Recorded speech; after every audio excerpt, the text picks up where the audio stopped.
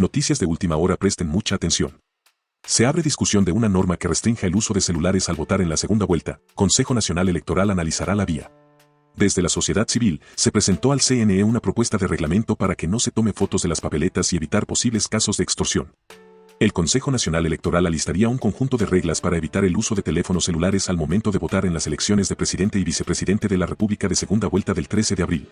El Pleno de Consejeros se reuniría la noche de este 13 de marzo para, entre otros puntos, tratar un informe jurídico elaborado sobre la base de información reservada del Comando Conjunto de las Fuerzas Armadas, de la Comandancia General de la Policía Nacional y del Centro de Inteligencia Estratégica respecto de aparentes hechos de extorsión a manos de grupos de delincuencia organizada ejecutados en contra de los electores. Sobre estos expedientes, cuyo contenido es secreto, el Consejo analizaría tomar una resolución para restringir a los electores que usen sus teléfonos celulares en los biombos, con el objetivo específico de que no se tomen fotografías de la papeleta electoral y por ende, su voto. La medida se da a raíz de una exigencia del candidato presidente Daniel Noboa Asín, quien denunció de la existencia de casos de personas que, en los comicios nacionales del 9 de febrero pasado, habrían sido obligadas a votar por una u otra lista de candidatos a la presidencia de la República. De la papeleta marcada se debía tomar una fotografía, señaló el gobierno, para mostrarla a los grupos de delincuencia organizada. El detalle de estos casos se habrían entregado al Consejo y será la base legal para emitir esta regulación. Extraoficialmente se conoce que la medida apuntaría a que un elector no lleve su dispositivo móvil al biombo, en donde se ejerce el voto, para que no pueda tomar la fotografía. Si lleva su celular podría dejarlo con los miembros de las juntas receptoras del voto al mismo tiempo que entrega su cédula ciudadanía y al terminar de sufragar los retira. De aprobarse esta resolución será de obligatorio cumplimiento para los 13 millones de ecuatorianos convocados a votar y, en el caso de incumplir, se incurriría en una infracción electoral muy grave contemplada en el Código de la Democracia.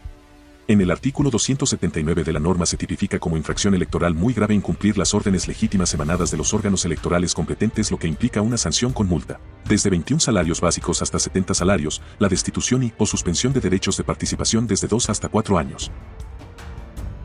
Ecuador está a 30 días de volver a las urnas para elegir presidente y vicepresidente de la República para el periodo 2025 a 2029 de entre las candidaturas de Luisa González Alcíbar, auspiciada por la Alianza Correísta de la Revolución Ciudadana, y del presidente y candidato por su Movimiento Acción Democrática Nacional, ADN, Daniel Noboa, de la lista 7.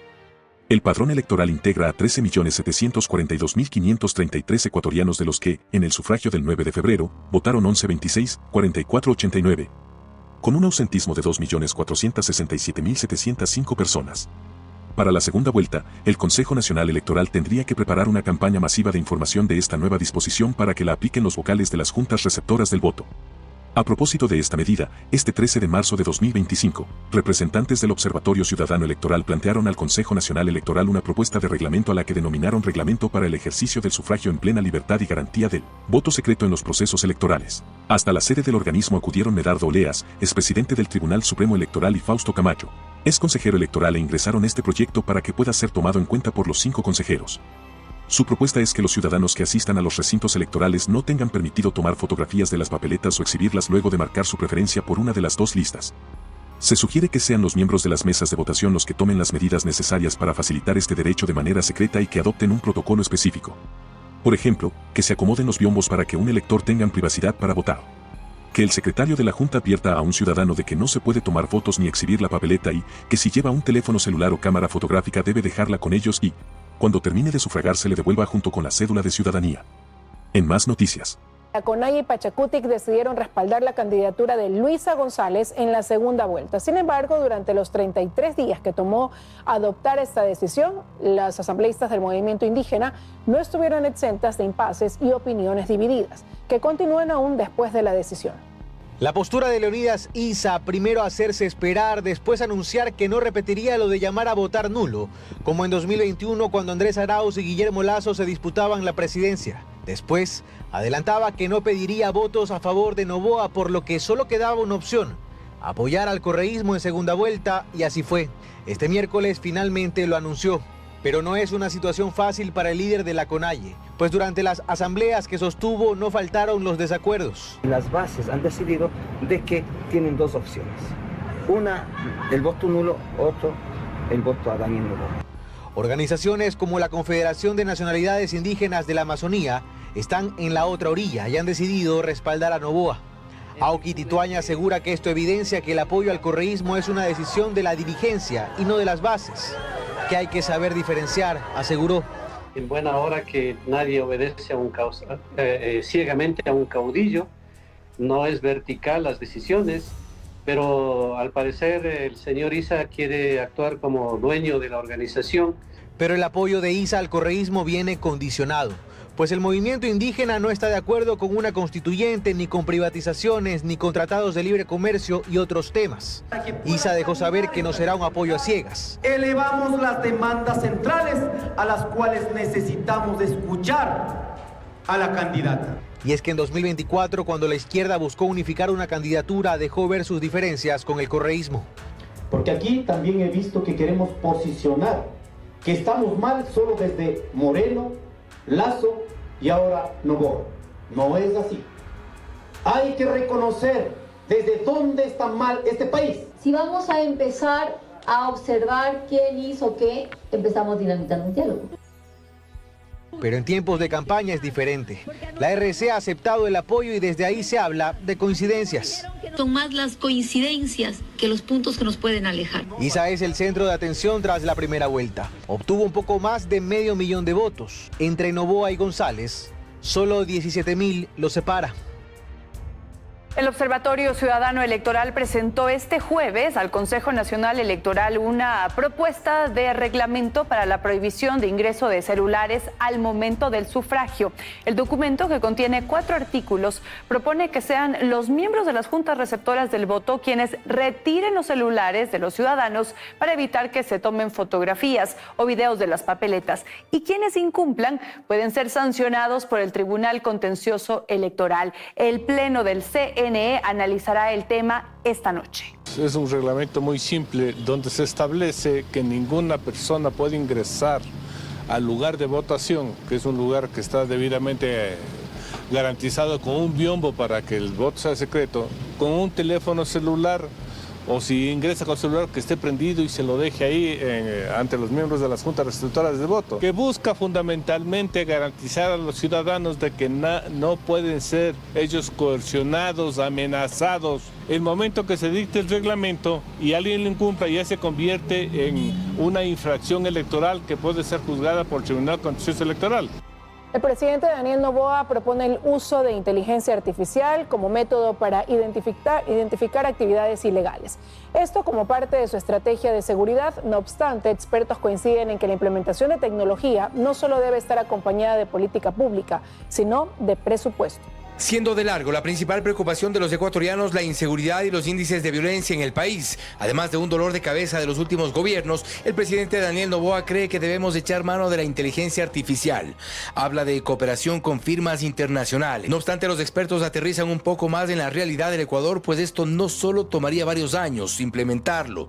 Se requiere políticas públicas y normativa. Y de momento solo Chile la tiene en la región, cuenta la consultora política en seguridad Catherine Herrera. Centro de Ciencia de Análisis de Datos o de Inteligencia Artificial, y esto por la complejidad, pues se puede tomar casi 3 a 4 años en sí. Que las acciones reactivas, se ha comprobado, no son efectivas en el corto plazo. El presidente sugiere uso de inteligencia artificial, por ejemplo, para el control de actividades ilícitas. Y estas imágenes ruedan por las redes cada semana. Actividades de minería ilegal perfectamente identificadas con imágenes, lugares, coordenadas y en alta definición, sin que sea por ahora indispensable la inteligencia artificial. Alfredo Velasco, de Usuarios Digitales, identifica este problema y a la vez cuestiona que se hable de inteligencia artificial sin solventar problemas más domésticos y que están a la vista.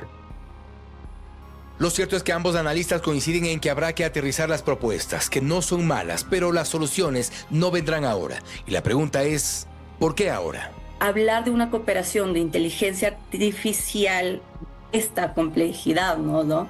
De todo lo que implica, pues estaríamos hablando como politización de seguridad más que estrategia firme. ¿Realmente quedaría solamente en alertas o quedaría solamente para de alguna manera mediatizarlos y que posteriormente habría que ver realmente el grueso que viene a ser las acciones gubernamentales? Básicamente saber cómo y cuándo implementarlo. Válida herramienta que tomaría algunos años para considerarla efectiva. La Fiscalía continuó este jueves con su dictamen acusatorio en contra del ex vicepresidente Jorge Glass y 8 personas más dentro del caso Reconstrucción de Manabí. Dentro de su teoría, proyectos de aproximadamente $367 millones fueron priorizados de forma irregular. El dinero recaudado por la Ley de Solidaridad y Corresponsabilidad Ciudadana, que debía destinarse a satisfacer las necesidades de la población afectada por el terremoto del 16 de abril de 2016, impulsó obras que, lejos de ser emergentes, serán de interés para las personas que hoy son imputadas por el delito de peculado en el caso Reconstrucción de Manabí. Así lo ha expuesto Fiscalía a lo largo de 3 días durante la audiencia preparatoria de juicio. Con decenas de documentos, el fiscal general subrogante Wilson Toainga hizo referencia a que en las fases preparatorias, precontractuales y contractuales de obras, bienes y servicios para la reconstrucción de la zona más afectada, se dio un incremento de costos por millones de dólares, multas sin cobrar, subcontrataciones que llegaron a superar los montos autorizados, cambios en los diseños y estudios de carreteras sin justificación, pagos no justificados y falta de información en el sistema de contratación pública. Es por ello que acusa al ex vicepresidente Jorge Glass, el ex ministro de Obras Públicas Walter Solís, el ex secretario de Reconstrucción Carlos Bernal y 6 personas más como autores del delito. Este jueves, continuando con su exposición, leyó los elementos de convicción contra el exministro de Obras Públicas subrogante Boris Córdoba, entre los que consta la construcción del puente sobre el río Jama, con una inversión aproximada de 9 millones. Él entró faltando 5 días antes del terremoto, el titular sufrió un percance de salud, él entró a reemplazar y salió después de 8 días del terremoto. Dentro de los elementos que fueron presentados por Fiscalía en la fase de formulación de cargos, figura, por ejemplo, que para el reasentamiento de San Cayetano, ubicado en el cantón Chone, provincia de Manabí, se iba a beneficiar a 1.800 personas con la construcción de 352 viviendas para familias damnificadas. A mediados de febrero de 2018 se entregó un bloque con 4, un reasentamiento que no cuenta con todos los servicios básicos. Hasta la fecha se han destinado 18,3 millones, pero no se han entregado más residencias. El presidente Daniel Noboa cumple 2 días de agenda en Esmeraldas, donde entregó recursos para el desarrollo de esta provincia. De Esmeraldas, donde el presidente de la República, Daniel Noboa, cumple 2 días de agenda en esta provincia. Ha tenido 2 actividades. El día de ayer, la primera fue en el complejo de San Rafael, donde acá entregó varios kits para el sector agroproductivo de la provincia. Seguido de esto se trasladó hasta la autoridad portuaria al norte de la ciudad, donde acá entregó maquinaria al gobierno autónomo descentralizado de la provincia y otros recursos, un total de 4.8 millones de dólares. La mañana de hoy se trasladó hasta el cantón Atacames, donde se reunió con la ministra de Educación, el ministro de Transporte y Obras Públicas y también con el sector de educación de la provincia. Escuchemos las declaraciones del presidente. La seguridad abarca múltiples frentes. Uno de ellos es asegurar entornos protegidos, no solo en hogares y calles, sino también en los centros educativos.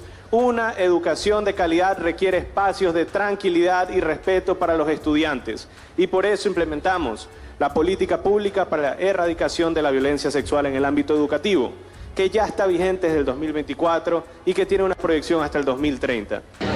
Y bien, pues seguido de esto, el presidente acudió hasta el cantón Muisne, donde acá también entregó otros recursos. Ahora mismo, como ustedes pueden ver en pantalla, el primer mandatario se encuentra acá, llegando a uno de los medios de comunicación más importantes de la provincia, a un medio radial justamente en el centro de la ciudad. Como ustedes pueden ver, acá hay bastante seguridad por parte de la Policía Nacional y de las Fuerzas Armadas. El presidente de la República está acompañado en este momento por la ministra de Educación y por el ministro de Transporte y Obras Públicas. 3 serían los cantones beneficiados en la visita del presidente acá en estos 2 días. Vicepresidenta Verónica Abad apela al Pleno del Tribunal Contencioso Electoral para echar abajo sanción por violencia política. El juez Guillermo Ortega la sancionó con la suspensión de sus derechos políticos por 2 años y una multa en una denuncia planteada por Gabriela Sommerfeld. La vicepresidenta de la República, Verónica Abad Rojas, apeló la sentencia de primera instancia con la que un juez electoral la sancionó con la suspensión de sus derechos políticos por 2 años. La defensa técnica de la segunda mandataria, Damián Armijos y Dominica Ávila, presentaron un recurso de apelación a la sentencia de primera instancia que la sancionó por violencia política de género por una denuncia planteada por la canciller, Gabriela Sommerfeld Rosero. El juez del Tribunal Contencioso Electoral, Guillermo Ortega Caicedo, aceptó una denuncia por infracción electoral muy grave que interpuso la ministra de Relaciones Exteriores, Gabriela Sommerfeld, en contra de Verónica Abad, acusándola de violencia política de género. Esta infracción está tipificada en los artículos 279 y 280 del Código de la Democracia y le fijó una multa de 30 salarios, 14.100, y la suspensión de los derechos de participación por 2 años. El juez Ortega concedió el recurso de apelación ingresado el 12 de marzo de 2025 por los abogados de Abad y dispuso el envío del expediente a la Secretaría General para que haga el sorteo respectivo para la selección de un juez que elabore el proyecto de sentencia para conocimiento del Pleno del Tribunal Contencioso Electoral conformado por 5 jueces. De acuerdo con el reglamento de sustanciación de causas del TCE, el artículo 215 de esta normativa señala que el Pleno tiene 10 días, contados desde la fecha de admisión a trámite del recurso, para resolver la apelación mediante sentencia. 3 días después de la última notificación, cualquiera de las partes procesales puede solicitar aclaración y ampliación de la sentencia y el tribunal tiene 2 días para responder. Finalmente, corren otros 3 días para que se ejecute la sentencia y en ese momento, en el caso de que se ratifique la sanción dictada en primera instancia, la vicepresidenta Abad tendría que acogerse a las sanciones. Entre estas no gozaría de sus derechos políticos y por tanto, no podrá ocupar ningún cargo público. Al ser una causa que no se relaciona con el periodo electoral de las elecciones generales de primera y segunda vuelta del 2925, esta causa se tramita en términos, es decir, en días y horas hábiles.